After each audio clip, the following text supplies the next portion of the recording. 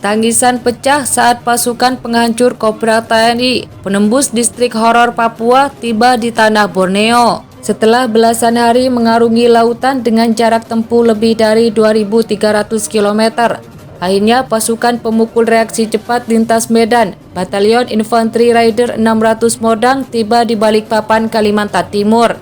Pasukan yang dipimpin Letnan Kolonel INF Hanif Karuniawan Hanif Arido tiba di tanah Borneo dari Papua Selatan dengan menumpangi kapal perang TNI Angkatan Laut KRI Teluk Yoteva 522. Berdasarkan siaran resmi penerangan Komando Daerah Militer Kodam 6 Mula Warman dilansir Viva Militer Senin 17 Juli 2023.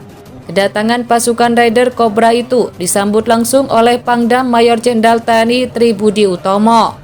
Sebanyak 450 prajurit TNI Yonif Raider 600 Modang tiba dengan selamat dan sehat tanpa ada kekurangan satupun.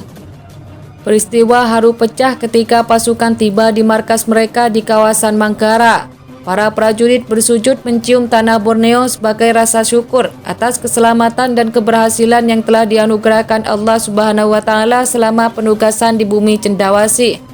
Dalam Satuan Tugas Pengamanan Perbatasan Satgas Pamtas Mobile RI Papua Nugini. Tangisan menghiasi perjumpaan para prajurit dengan istri, anak, dan keluarganya. Mereka saling berpeluk erat setelah lebih setahun tak berjumpa. Untuk diketahui, Batalion Tempur TNI Angkatan Darat ini menjalankan tugas di Papua cukup lama. Tercatat mereka menghuni belantara Papua selama 14 bulan. Selama penugasan banyak keberhasilan diraih. Salah satunya keberhasilan menembus masuk ke distrik Suru-Suru, sebuah distrik terpencil di Papua. Distrik yang berada di antara 3 wilayah kabupaten, yaitu Yahukimo, Nduga, dan Asmat. Bukan wilayah sembarangan, distrik ini merupakan salah satu daerah horor karena telah kosong tak berpenghuni. Distrik Suru-Suru menjadi wilayah paling horor setelah terjadi penyerangan besar-besaran yang dilakukan OPM Papua terhadap prajurit TNI yang bertugas di markas Koramil Suru-Suru pada 20 November 2021.